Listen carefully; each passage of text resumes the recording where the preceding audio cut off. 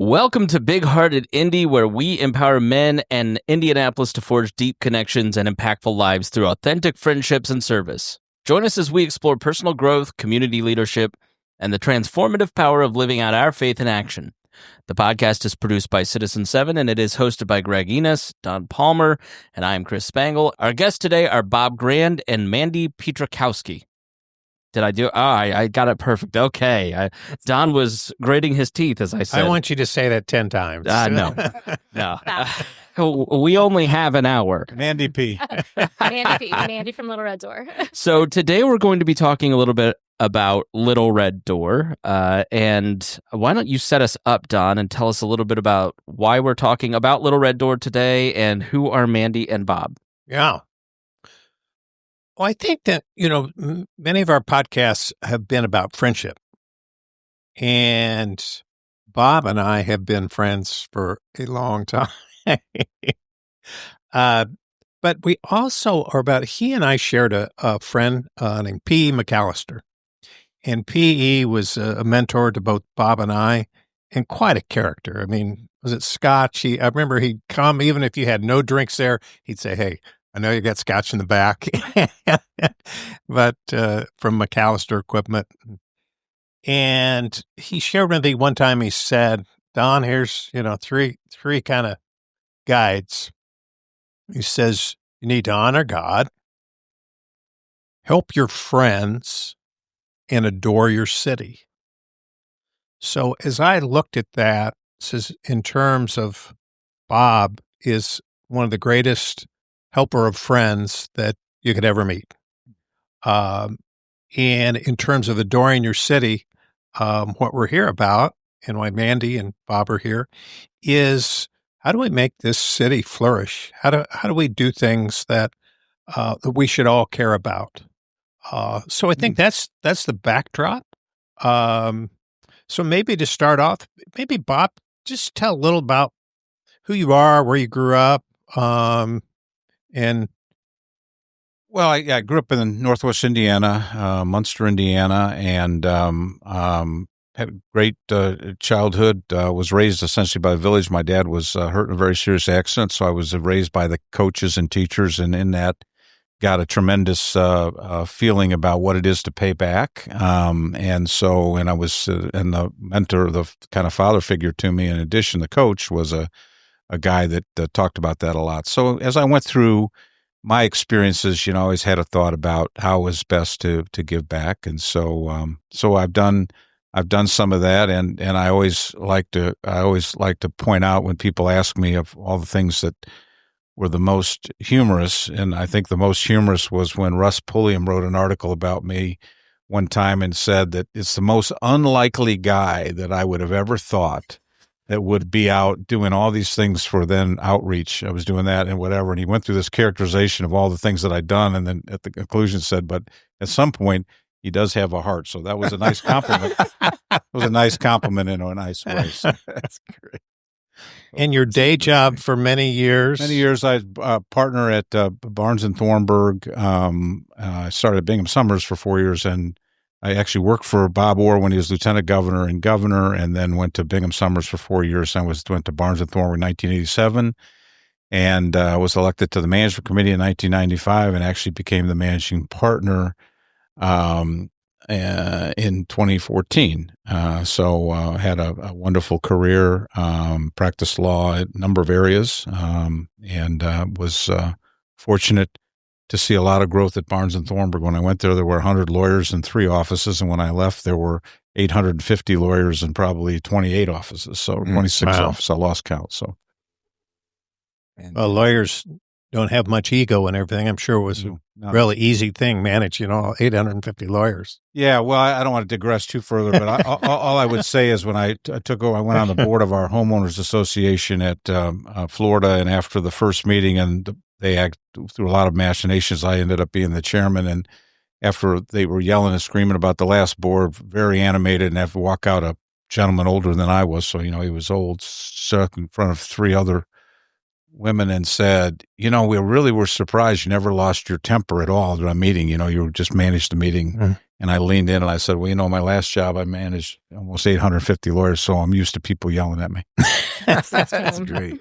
Well, Bob, why don't you introduce Mandy, since you know her, and tell us all, but including Mandy, something that you think she may not know about you as you introduce, or vice versa. No, I just was going to try to survive the sheet. Obviously, I've told her I've been around so long that, I guess the best way to introduce Mandy is that Mandy came on board and we started working together on the fundraising and on the things. And the only thing that, the only rule that I have at the Little Red Door, and this has been for all 35 years, is that, just don't change anything and don't do anything. Just let me do it. Okay. So, I mean, it sounds terrible in a sense, but I have this thing down to the point where I know who's going to contribute. I know how to get the foursomes. I know what to do. We've been fortunate enough to sell this out for many years. But as a new person coming in, every once in a while, the executive director has to say to him, no, the guy's really serious. So Mandy came to our office at first meeting and I think was, this is our large fundraiser and and thinking that we could come up with all these ideas. And I think I dissuaded her very quickly by just saying, Mandy, let's just, I'll call you and make the reservation and we'll do that. But then I think the best and working closely with her, but then I was involved a little bit on the outside just because of my longtime involvement. I'm no longer on the board. One of the conditions I did to do the tournament was to get off the board because, I don't like to serve on boards forever and ever.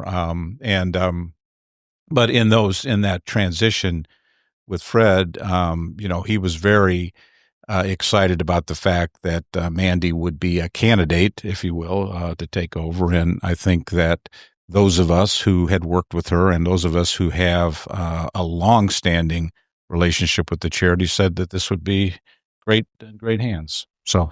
So Mandy, why don't you tell us a little bit about Little Red Door? What do you do? Is it local, national? What role does Bob play? Tell us a little bit about the organization and then how you got involved. Perfect. Well, first, that was exactly the words verbatim what he shared with me when we first met, I believe. And I said, as long as the dollars are there, I will not challenge you, sir. And we've been getting along well since then. Little Red Door has been making the most of life and least of cancer since 1945 for medically underserved Hoosiers. And so cancer does not discriminate. Neither do we. We serve kiddos. Our youngest right now just celebrated their 7th month birthday, and our oldest is 98 that we're providing services for. So we are an independent. We're the oldest independent cancer agency in the state of Indiana. So no chapters, no charters. It's just us for 80 years because of this community rallying around us to be able to support the greatest needs. And Mandy, tell us a little bit about your story. Where did you grow up and a little bit of what formed you to this point here? Yeah, I grew up here in Indianapolis, so Southsider. Family had a small business. My parents were divorced when I was young. One family had a tractor business and the other family had a farm. So it worked out well. Very much grew up in an entrepreneurial family household. I was one of the first in my family to go to college. Went to Indiana University in Bloomington because it's gorgeous there. No offense to Wabash. Right. It's pretty. No. Right. Went there, thought that I wanted to first go into education, and then spending some time in education, I fell in love with nonprofit settings. I wasn't exposed to many nonprofits growing up. And when I had the ability to go and see a nonprofit and what they were doing and the impact that they were having, I knew that's something that I wanted to get involved with more. I thought I wanted to be frontline, which in my speak, that is the one actually delivering the services to a client. Quickly realized that I was a stronger fundraiser in marketing because it's hard. It's hard to work with a client directly day in and day out, and you have to have really good boundaries, and it's emotionally a lot. And so I quickly, as I said, found that I was better on the fundraising side, doing the things that you're not supposed to do, talking to people about money in life. And so fell in love with healthcare fundraising, and I've been there ever since. So it's going on, what is it now, 20 years. 20 years. Yeah, nonprofit work. Fantastic. So what does, from 7 months to, what do you say, in 90s, a person was, how old was the person? Oh, yeah, 7 month.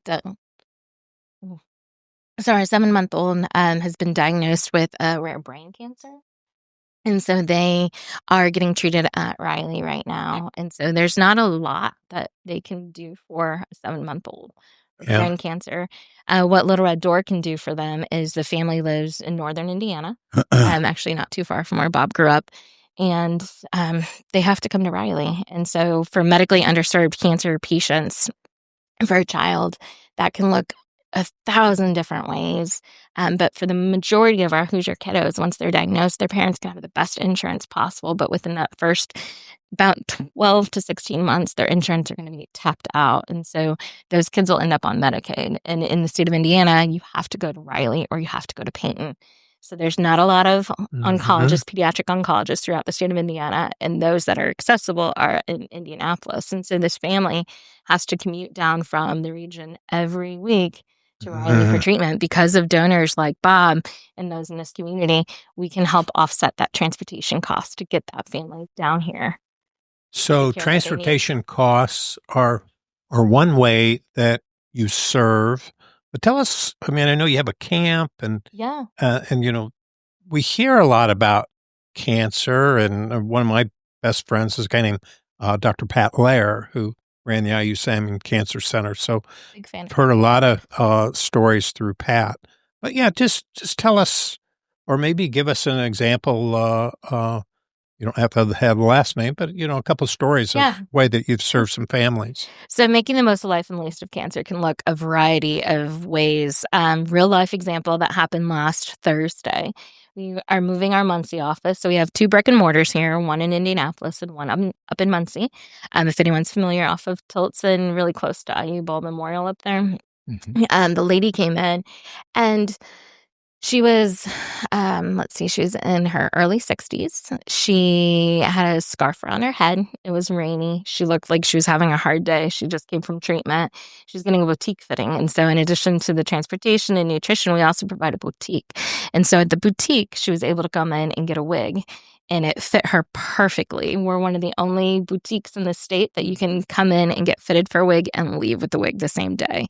And so for her, when she walked out, her shoulders were back. She walked a little taller, walked a little prouder. And she said it was her grandpa that referred her here. We were able to help her grandmother years ago. And so she remembered that. And when she was diagnosed, she was like, oh, the Little Red Door, if they're still around, I'm going to call them. And we were still around. So I can do another story if you want. Sure, that'd be great. In addition to the camp that we host at Bradford Woods, which is our overnight or sleepaway camp, as the kids call it, we also host Camp in the City. And because of the golf outing that Bob hosts for us annually, we've been able to expand on all of our camp offerings. So Camp in the City started in 2018. 2 weeks ago, we had a young woman come, age 11, was diagnosed with a rare spinal tumor. And so with peds in the state of Indiana, it's mainly going to be brain cancer, a lymphatic cancer, leukemia, and some of the CNSs as well. But her spinal tumor, the first treatment that she had, took some use of her legs away. She was able to go through rehab and get all full use again. Cancer came back. Surgery took all use of her legs. And so here she came to us, 11 years old. She'd just been to Bradford Woods. So she got to do all the things at Bradford, but she wanted to continue to come to camp. And so she came to Camp in the City. And we got her in partnership with Ben's Ranch on a horse. And it was the first time since that surgery that she has not been in a wheelchair and had free movement and access in life. And so that is the gift of Little Red Door. And that's what making the most of life and the least of cancer is all about. So we know cancer's there and it's hard and it's a rough path, but because of faith, because of hope, because of great humans rallying around us, we're able to give those moments back to Lainey and back to the other kids that need it. Well, those are 2 beautiful stories, Mandy. Thank you. And Bob, I wanted to just turn to you. Of all the myriad of opportunities, and you're involved in a lot, why are you so passionate about what Mandy just shared in Little Red Door? What's behind your why? Well, I think it goes back to the very beginning. And as I had mentioned, I had developed a close relationship with a gentleman by the name of Eldon Campbell, who was at the Methodist Health Foundation. And he was the chairman of the board at Little Red Door.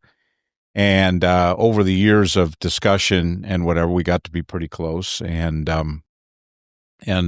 so he became ill, and a gentleman, another beta Hanover. I explained that I met him when I was redoing the chapter at Hanover as a Wabash beta. A little bit hard to do, but ended up getting it done.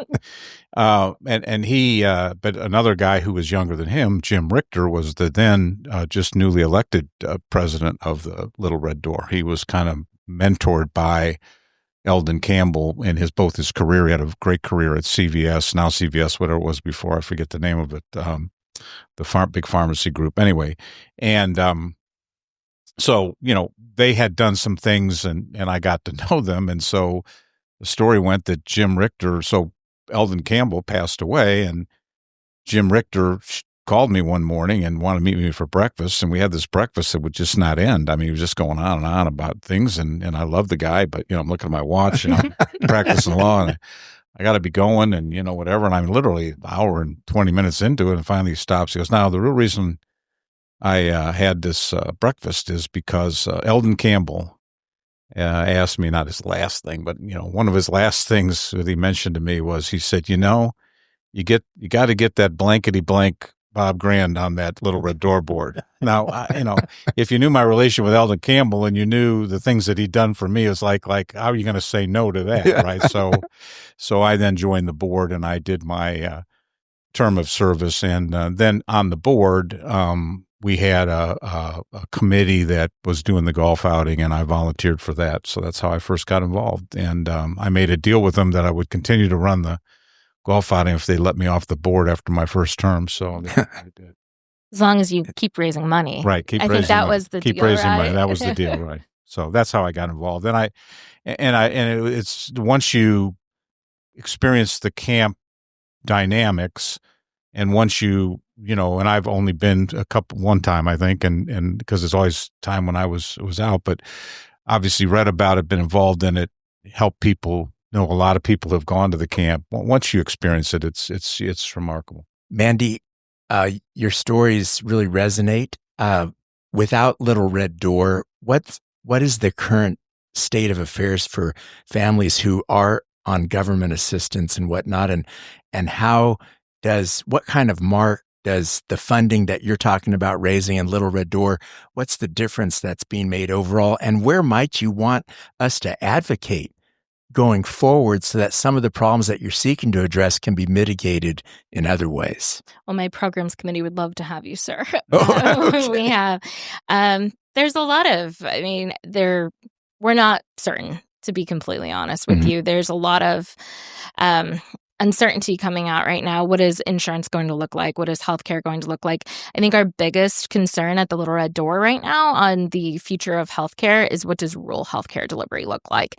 Because we know if we're talking dollars, we know that from a sense of transportation support to get someone from one side of Muncie to central Muncie to get treatment will be roughly $10, 40 miles of support. But if they need to now close that hospital and go down to Henry County or Madison County or Marion County, that's going to exponentiate what that cost per ride is going to be. And so that's something that we're paying a lot of attention to right now. So we're studying what does healthcare access look like pre kind of affordable care? What does it look like now? What are we in our crystal ball, the best that we can do? How can we make sure that we're still here supporting and filling in those gaps for Hoosiers?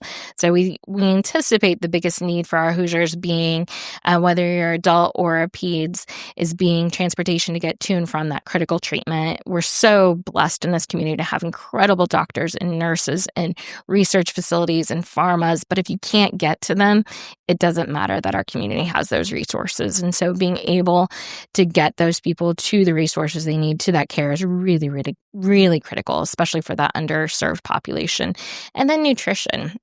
When you go in for that first appointment, a lot of your treatment plan, whether you're 7 months old or 87 or 97, is going to be based on what your body mass is in that first treatment appointment. And so your chemotherapy, your radiation, your casting, all of that is based around that. So once you start losing that body mass, your cancer treatment has to stop and has to be reassessed and evaluated. And that is costly for the hospital system. That's costly for the patient. That's costly for the doctor. It's everyone. And so being able to provide that nutritional support through treatment is really critical for us. And that happens in between treatments. So you're providing a light. You're providing daily care almost. It's not just transportation to and from the doctor, but in between on the nutritional side. Keeping people fed is critical. So we use Boost mainly. And so our friends at Nestle just up the street in Anderson create some of the Boost that we use. But we've been able to negotiate a buying power about $21 a case. With Boost right now, if you're going to go buy that off the shelves, it's about $36. And so when somebody asks me, can I give you a case of Boost? I often say, can I have the money instead? Because I can double how much meals that I can buy with that. So if my board chair were here and some of Bob's pals that are on the board right now, they would say we're very entrepreneurial. We're 80 years old, but we're very much always in startup, looking for that next influx of cash and services that we can provide, trying to anticipate what the community needs are.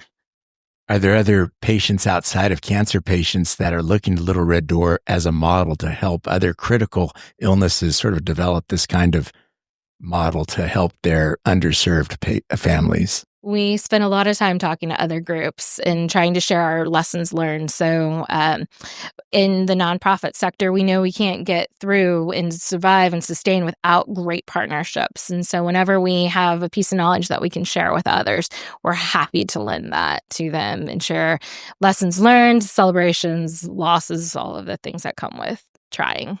I've heard with the new IU vertical going up on 16th Street that we're seeking to make this state the healthiest in the nation.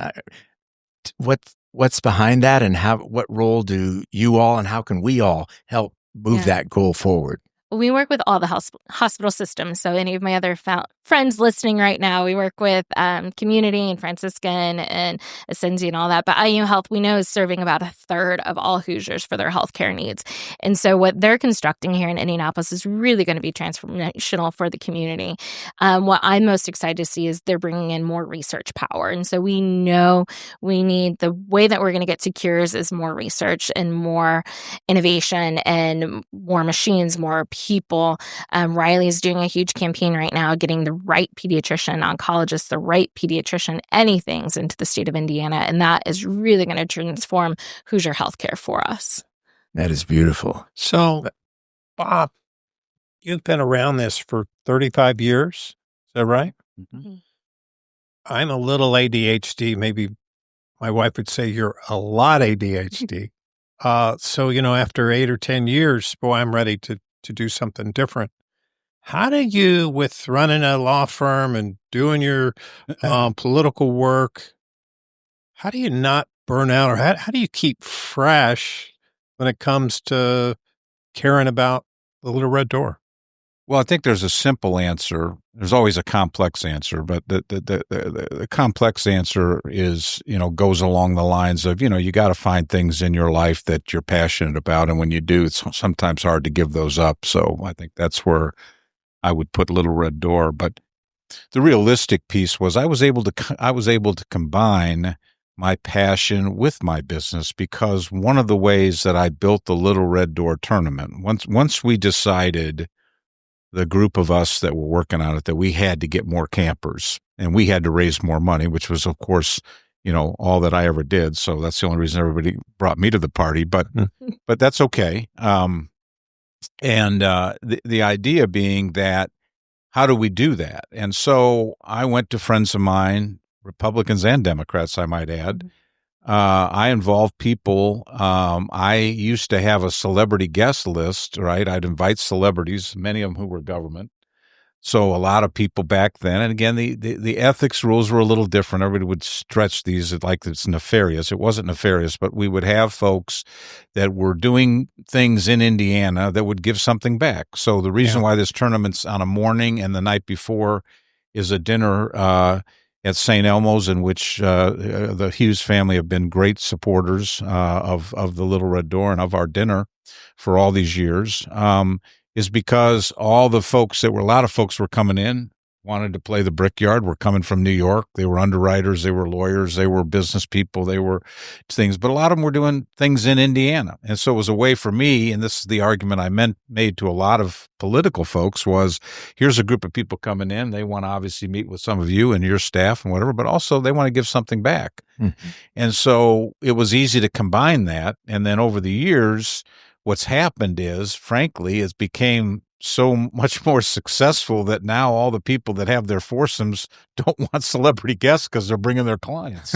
And so it's really true. I mean, some of the noteworthy folks that for all these years have come, Dave Serto is a great example. The judge of Marion County, a guy named Jeff Elliott, who was on the security with Goldsmith back in the day. But I've invited some of those folks continuously back just out of loyalty and the things that they have done for the tournament. But so what I do at the tournament now, which is one of my things that gets a lot of comments, is at both the dinner and the luncheon, I introduce all these people who are now out in the, that were former chiefs of staff, whatever it is, people that used to be important that are no longer important. Right. So I introduce them all, and they all get a big kick out of it. But, deputy mayors, former mayors, Greg Ballard has shown up at every little red door. He's going to be at the dinner again this year. But a lot of those folks that you could name, a lot of officials in the governor's, Betsy Wiley, former chief of staff to Mitch, a lot of those people now play in the tournament and their companies play in the tournament. So that's why I was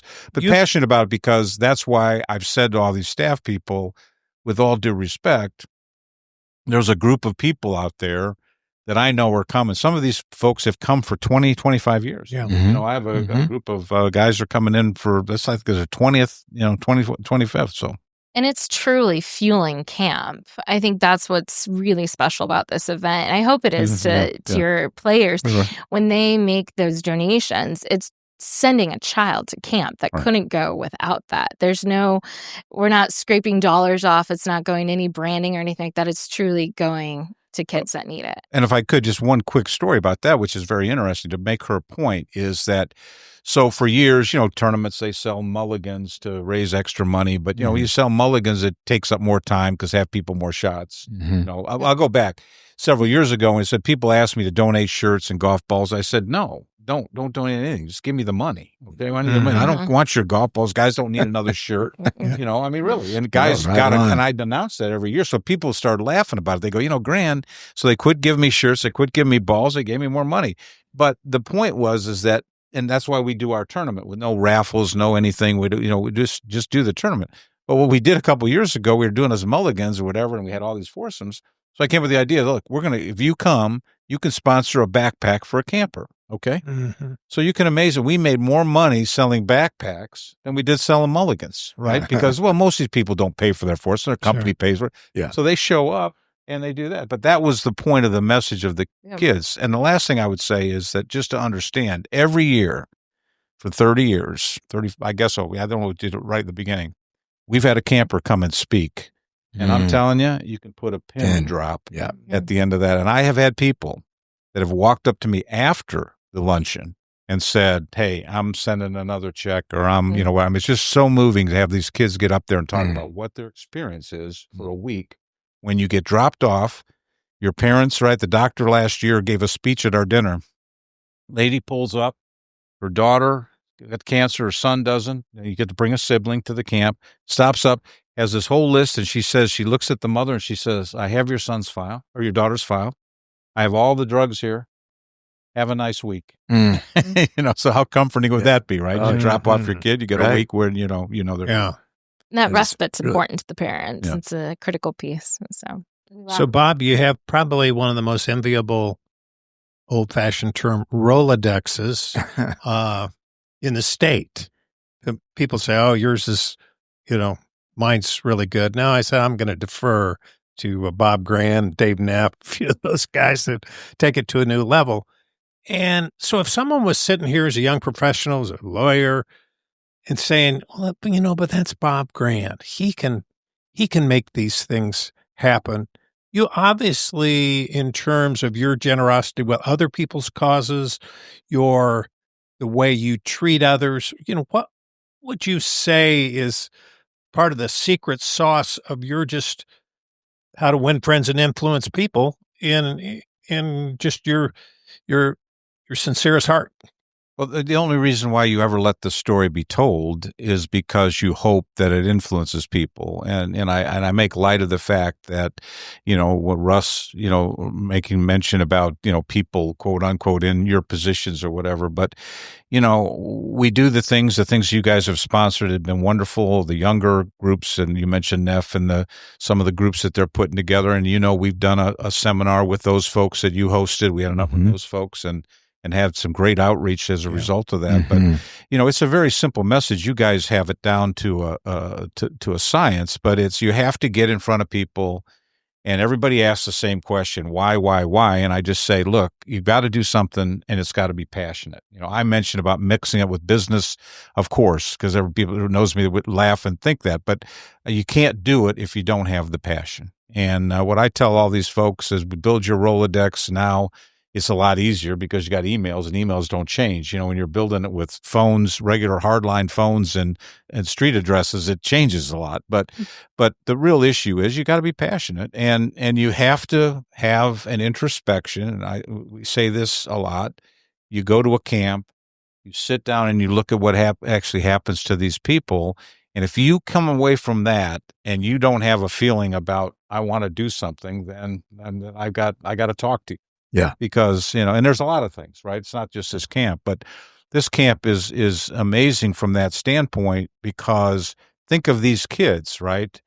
These kids are really, in a lot of cases, they're survivors, but they do a ceremony every year for the kids that don't survive. You talk about gut wrenching, go down to that one, right? And we have parents that show up whose kids didn't survive years ago. They still drive down for that ceremony. Why? Because that camp was a part for their kid in a terrible disease where they actually experienced, riding a horse, doing a zip line, throwing horseshoes, fishing, shooting ski, whatever, that they would never be able to do. Yeah.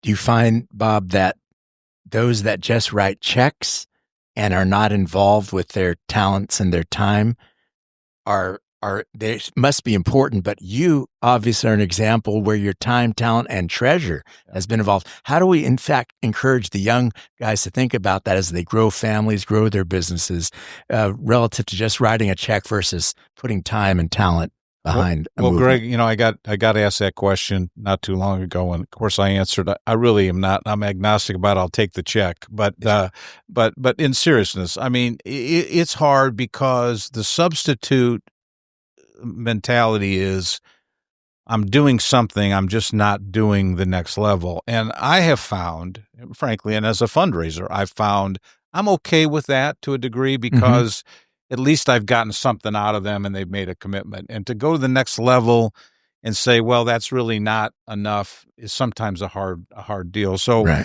what I try to target that, by the way, by talking to people about levels of their giving. So if you are somebody, and I've had this conversation with a number of young people, you talk to people in our law firm, where you're just writing a check, you're writing a larger check because you're going to make up for that fact that you're not contributing time, just treasure. And so, but I found over the course of time that, and this sounds terrible, but I'd rather just take the check and move on rather than try to, and try to have the moments like we do where we convene people, where they can hear about what other people are doing it, and maybe it catches them. But some people it doesn't catch them, yet they write a check. But it's a hard one. Because in some instances, people, given their lifestyle, their billable hours, they got some things, and if they can write a check, they can facilitate people to do the work. That's right. They're not at that season of life. Yeah. But it comes back to your background too. If people helped you, right? It's like, what's the most irritating thing in the world? People have asked me over the years, particularly as I'm managing lawyers, but lawyers are not that bad. They're good people and they work hard. But what's the thing that bothers you the most? And I have answered this question for 40 years. The thing that bothers me the most is people that think nobody helped them get where they were. Yeah. Right? You hear people, well, I made it on my own. Yeah. I did this. I went to college. My parents didn't, I didn't get any aid when they were ignoring the endowment that paid for half of their education. I mean, but it's true. Those are the people. And I've spent not a lot. I've spent time with people like that, and I laugh because every single one of them, I say, well, I'm just glad that I'm not you.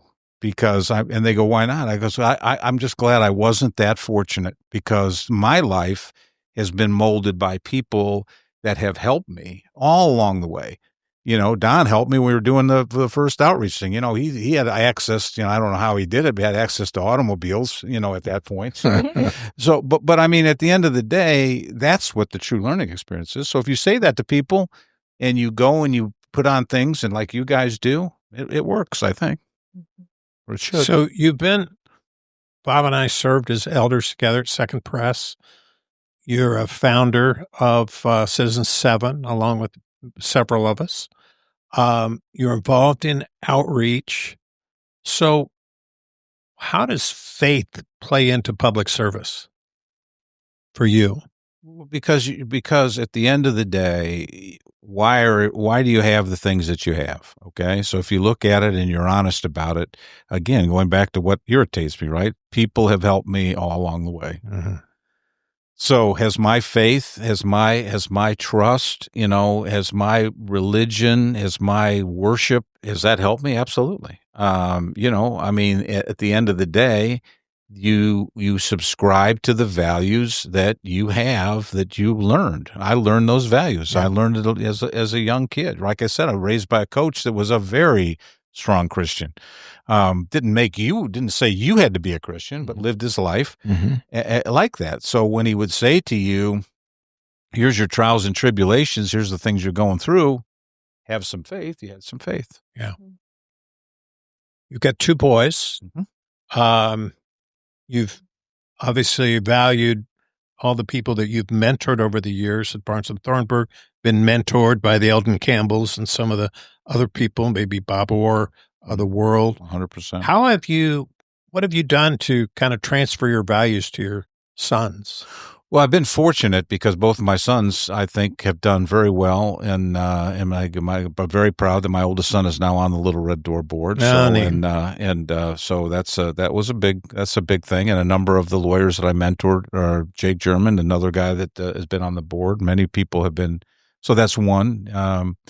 But both of my kids are very charitable. I read the book, The Greatest Gift, years ago, and, the lesson there was, kind of a simple one. I just told my kids when they were starting out in business that I would double whatever contribution they made, and they got in the habit of making contributions, and now they're very generous. I no longer double them because they're both making plenty of money, but that still exists. But I did, but that book had a big parable in there about, here's how you get people to get them motivated. So I'm proud. I mean, they come at things a little different than I do, and that's fine. But we've been, and I now I'm working on my 2 granddaughters because I'm done with them. I told them I studied one course in law school. It's really helped me. I was called the generation skipping tax. So I'm done with them, and I'm passing it all to my granddaughters. So. And Mandy, how about some of your background story, your gratitude that's empowered you and what you're doing here? What's a little bit behind that there? I've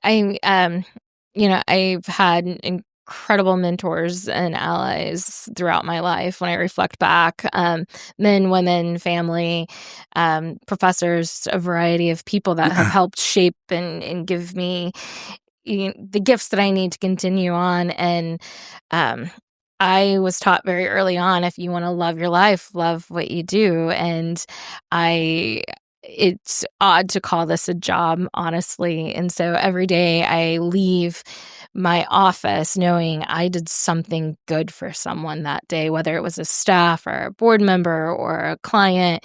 Just it's this incredible feeling of just gratitude that you have to be able to say, this is your life. This is what I get to do. This is every day I get to wake up and know what I'm doing today matters to someone. And so it's very much, if you've ever read the starfish story, where sure. I love that. It's for those that don't know it, it's walking along the beach and there's a starfish after a storm, and you pick up the one starfish, that there's millions more to come, but you made a difference for that one starfish, and that's what I get at the Little Red Door. And you must be very blessed to be with families that are very grateful in the midst of trial, in the midst of suffering, yet they're very grateful. Last week we had a client. She's a mom. She's a single mom. She has treatment's been going really well. She was coming out of a yoga class and got a call about her labs, and it was bad news. And we had 3 other clients that are in the mix of survivorship and active treatment, and to just be able to witness them rallying around her and uplifting her and supporting her, it's just a gift in of itself that we can provide this kind of third space for the cancer community to come and hang out and be together and talk about challenges and tribulations and uplift one another through faith and through hope and laughter and good food and movement and all of the things that we need to survive as humans. The other thing too, I want to say about Mandy, which you witnessed this, which I think, and I said this the other day when people were talking about her background and the fundraising, but you think about now, she's sitting here and you heard these descriptions of all the things. She has a handle on all the things that are happening in medical. She has a handle on all the things that are happening in rural hospitals. I mean, part of this, which I think is exciting for her and why I think a number of people felt as this is a great choice, is because you also in these not-for-profits get an opportunity to give people a chance, right, to really do really good things. And I think it's, you're very modest about all these contributions, and we could sit here all day and talk about these stories. That's really what's really key about the Little Red Door. The Little Red Door has so many stories, and why I think we get so many unsolicited gifts. I mean, when you open the mail and somebody has passed away, this is not an infrequent thing. At least it wasn't when I was on the board and all that, is because if you're touching so many people, you just don't know who these people are, who their relatives are, what they think or whatever. But in the back of their mind, right, they're thinking Little Red Door. And what the board has done over the last, starting way a bit before you, but with you in particular, is now we bring a level now of let's the people that are really expertise go do it. Puts a lot more pressure on those that are raising the money, but let's go raise more money. And so when you tell that when you make that argument to people, right, it's even more persuasive, right? And that's why expanding the camps, doing these things on half the people that donate to the tournament, I bet they don't know about our emergency transportation, but that's why we give them those videos. That's why you guys came up with the Face of Hope breakfast. We got to get some of these other things exposed because those will be for donors. So I've got a friend who's dealing with pancreatic cancer. We all have had friends that have cancer, maybe experience it now, remission. You always feel awkward. You don't know whether to call them. You don't know the right words to say. What would be, maybe 3 tips in terms of if you're dealing, in relationship with a friend or a family member, of what things are sensitive to be helpful? Yeah, that's a big question, Don. Everyone's different. We'll start with that. So they're coming at cancer differently. Some people they do have a strong faith, and so they can lean heavy on their faith. Other people, their faith gets shaken when they're through this process. What did I do to deserve this cancer? I think the ongoing trend, though, and all the conversations that I've had with people, no matter what their age or diagnosis or stage in life or socioeconomic, is how are you today? And the caregiver too. Don't forget those caregivers. If you're blessed enough to have a caregiver in your life, check in on them. That's one of the most special things that I hear from our campers, is that we checked in on the camper to say, the sibling, but how are you doing? And so just those little things and being there for them. If it's a close friend and that they have a favorite coffee drink from Hubbard's and Craven's, drop that off to them. Just as little acts of kindness can go a really long way with folks. So, and just listening and being there. That's not a direct answer, but I understand. That's very helpful. Any thoughts on that, Bob? You've been around cancer. I just think at the end of the day, what I've said to people, and I think it's, I think you're 100% right. Everybody reacts differently, but I've had very few people react negatively to the fact when I've texted them or I've called them and said, or they have a difficulty or a loss in their life and say, I'm going to pray for you. I'm going to add you to my prayer list. So your prayer list gets pretty long, but at the end of the day, most every response is thank you because we need prayer. So I think at the end of the day, that's probably the best thing you can do. But I don't think, people have a mixed emotion about this. I think you have to kind of, depending on your relationship with the person, I think it shouldn't be one and done. It should be one, and then you should have some indication maybe in a month, to have a reason to call me. Because I think what patients would tell you that I talk with, not that many, but a number, is that you do get to a point where you're not hearing from anybody, right? And so I think the idea that you have a relationship with somebody, can you go to see them? And sometimes it's too late. Sometimes they're down the road or they don't want to. I just went through a very tough one for me, but I understood, and the person and the family didn't want visitors. And so you don't get to say your last, thanks or whatever. And I get it, right? I'm not upset about it at all. Not at all. I mean, at the end of the day, I get it. But that's why, as you're going down this, you'd like to be in a position, at least I always wanted to be in a position of people that said thanks.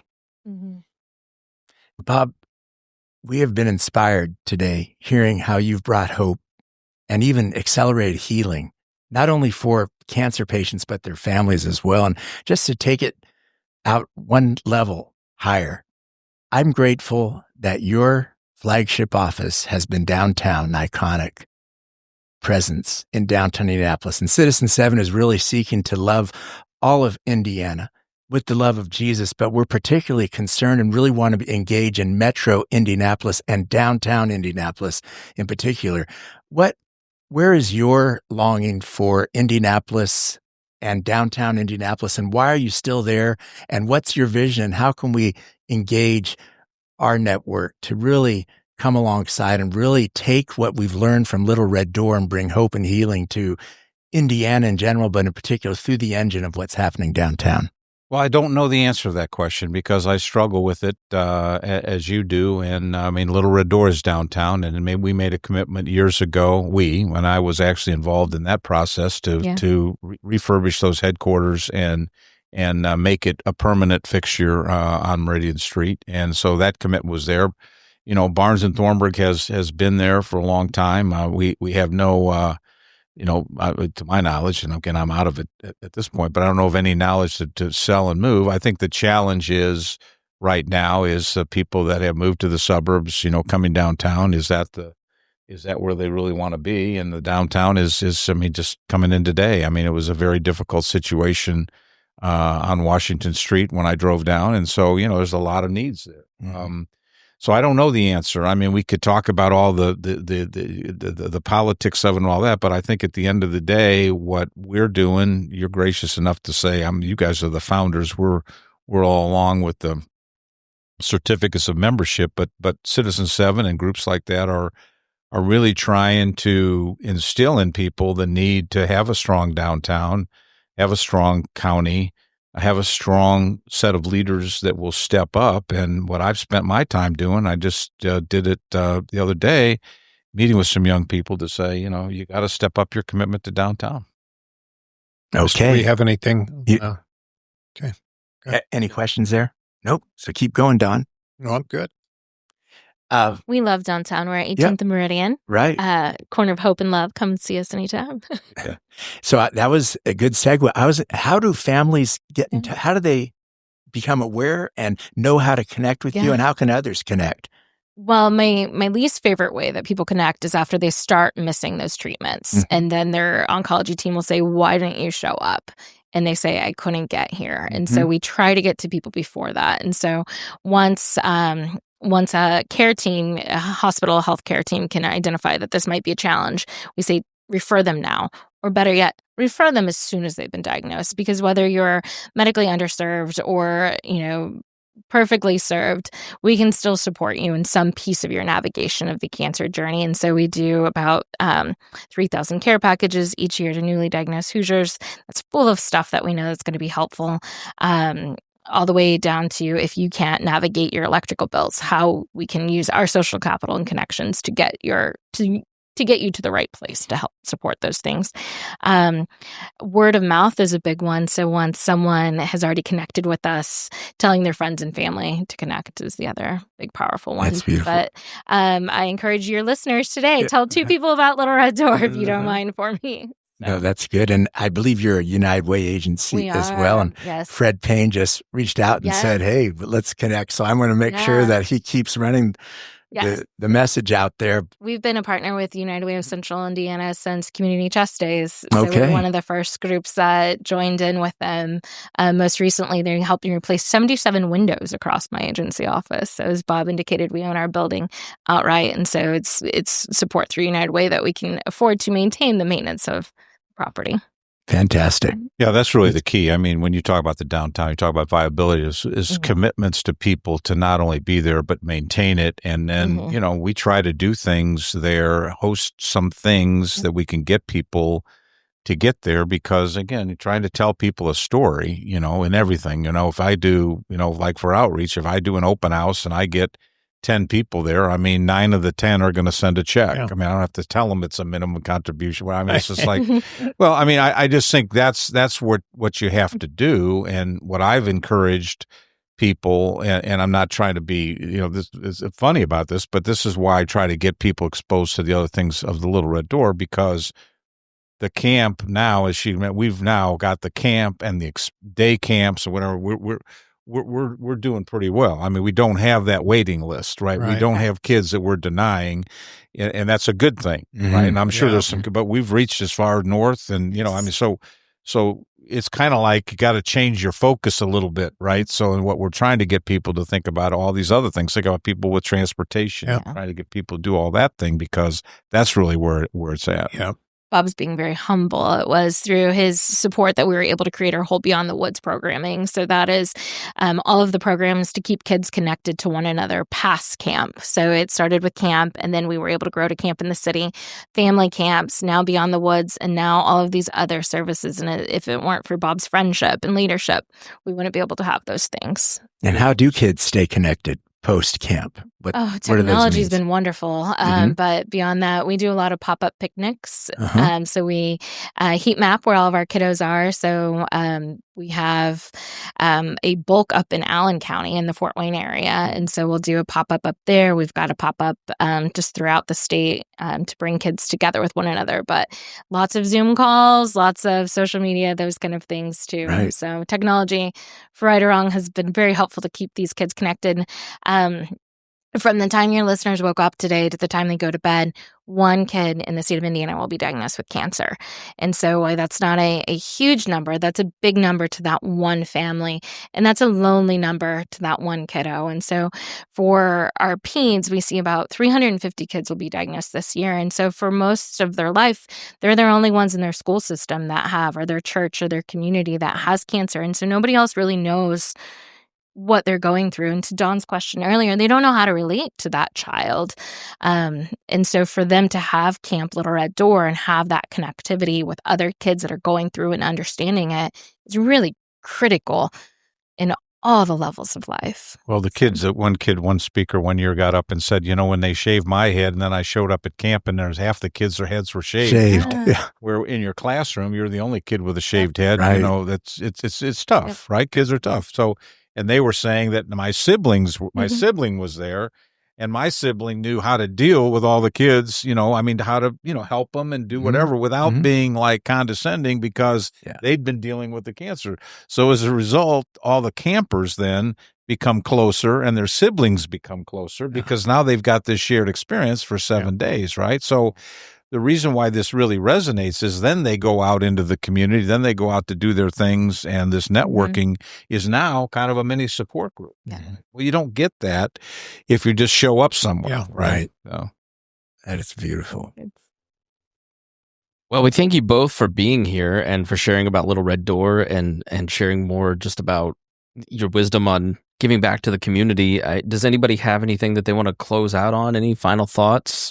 Bob, I'd just like to thank you for the opportunity. And again, we're always looking for people that Citizen 7 that have some passion to do something. So if we've made you feel bad because all you've done is write a check, then we've got, I'm never feel bad about asking people to write checks. So, but I think at the end of the day, that's the point. There are plenty of opportunities out there, but this community, to build a better community. We said this the other day, and some young folks, is to build a better community, we got to strengthen the most vulnerable. I mean, that's the key. Yeah. You're not going to, I don't need any help. You don't need any help. But if the vulnerable are not strengthened, and our lowest and our most vulnerable are not strengthened, then we're not going to strengthen this community. Mandy, if people want to give time, I mean, what opportunities do people have to give time to Little Red Door? Yes. Board, of course. Bob sold that experience so well, but we do have the best board in town. That's a great way to give your time. And it's really your advice and counsel that I need the most on those things. But another quick way to give time is we have different events that come up.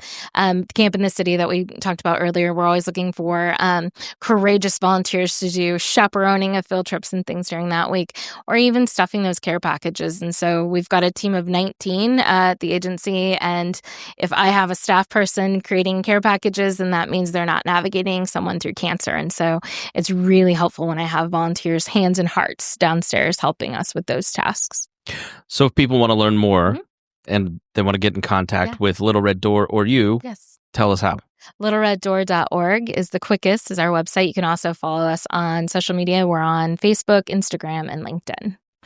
All right. And thank you for joining us. We thank you for joining Mandy, Bob. Thank you for joining us. Don and Greg, obviously, thanks so much for inviting Bob and Mandy to share some of this with us. And we thank you for joining us here online. You can join us live here on Zoom and ask a question each and every fourth Monday of the month at noon. You can sign up at citizens7indy.org. That's the number 7. You can sign up for the email to find out when that is going to be. And then what events do we have coming up soon, Don or Greg? We've got a polo night, family polo night, where you just bring a carload at the end of August. I've got Mitch Daniels coming in November, and also have Aaron Brockett coming for a meetup in September. So lots of stuff going on. And you can learn more about that at citizen7indy.com. And I said org earlier. Forgive me, it's .com. I've been on vacation for a week. This is my first day back. And so I have forgotten everything from the previous 6 months. So that link is in the description if you want to find out more. And please invite friends. You're welcome to come. And if you learned something on this episode, then please share it with friends. We'll see you again next month.